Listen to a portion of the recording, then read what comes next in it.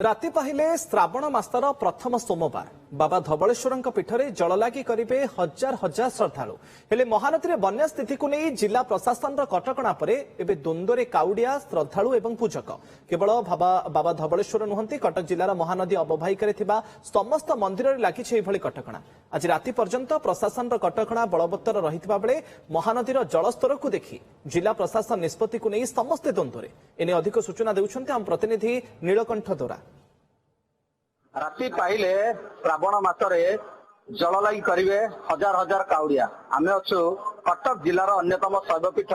बाबा धवलेश्वर पीठरे हेले एबे काउडिया माने जल लगी करिवे ना नहीं ताहाकु नहीं देखा देछि द्वंद्व महानदी रे बन्या परिस्थिति को नहीं प्रशासन लगी कटकणा हेले कटकणा को पर्यंत काम रहिबो जाहाकु नहीं द्वंद्व रे पूजक द्वंद्व रे काउडिया द्वंद्व रे श्रद्धालु आम सहित पूजक अछंती सीधा सब आलोचना करबा। आज्ञा कौन कहबे वर्तमान सुधा स्पष्ट है गोटे पर महानदी कमी पुनर्बार महानदी हिराकुद पानी आसी पहुंचलानी जो राति पाइले सोमवार काउडिया माने जल लगी करेंगे कौन वर्तमान सुधा निष्पत्ति हो कि राति पाइले चलित वर्ष श्रावण मासर प्रथम सोमवार ये जो सोमवार जो महानदी रे जो बन्या सृष्टि होती आमर प्रशासन जो कटकणा जारी कर 48 घंटा तापर पुणी 48 घंटा जो कर निर्णय करेंगे जे राति पाइले जो श्रद्धालु भक्त मैंने काउडिया भक्त मैंने नदी से जल उठाई बाबा मस्तक जलार्पण करे से द्वंद्व रही ये पूजक समिति किसी स्पष्ट सूचना आसनी केतेबेले ये बाबा धवलेश्वर पीठ खोल श्रद्धालु भक्त निमंते दर्शन निमंते और काउडिया भक्त मैंने जलार्पण करते तार किसी स्पष्ट एपर्यंत होना केतेबेले द्वंद्व समस्ते भक्त एवं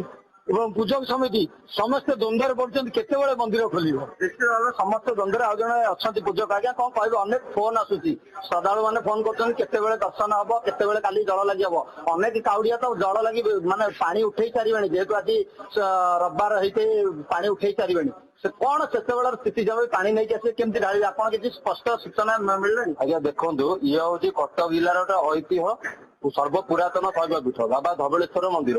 किंतु एठी आमे गोटे दुखित जे पूजक समिति एपर्यंत किसी जानी पारानी जे मंदिर केतेबेले खोलिबो किंतु आमे तांकर जो नोटिस अनुसार देखिला बेलू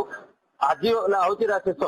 माने नोटिस 48 घंटा आज संध्या सुधा सरुची तो राति पाइले सोमवार भक्त मैंने आमको बारंबार फोन कर ना आम केमी जीव पानी ढालू कौन करूँ किंतु आम एपर्यंत भी कन्फर्म कर जन पार्नु जे नाई काली मंदिर खोल भक्त आसी पानी ढालिबे कि न ढाली पारे से आम भी रही द्वंद्वे आप मीडिया भाई मान मध्यम आम जन दूसु कि आमर जो उपर जिलापाल सार हूँ कि सब कलेक्टर सार हूँ ये सब जिन को स्पष्ट कर मीडिया माध्यम मीडिया भाई माध्यम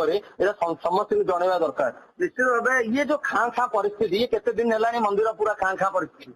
30 तारीख रु ये जो खाँ खाँ परिस्थिति आरंभ होलानी 30 तारीख 4टा बेलू नोटिस आसला कि महानदी में बन्या ये सब परिस्थिति सृष्टि होती आम मंदिर को 48 घंटा बंद रखुचु 30 तारीख गुरुवार ठू आमर एमती खाँ खाँ मंदिर परिस्थिति चली पूरा मंदिर खाँ खाँ परिवेश बैरिकेड करा जायछि सबु प्रकार प्रस्तुति सरी किंतु एबे भी द्वंद्व भक्त द्वंद्व श्रद्धालु द्वंद्व पूजक जहाँ दाबी होची पूजक समिति पक्षर जे प्रशासन स्पष्ट करू राति पाइले सोमवार रे काउडिया भक्त माने मंदिर रे जल लगी करि परिबे ना नाही। आठगढ़ नीलकंठ दोरा ओटीवी।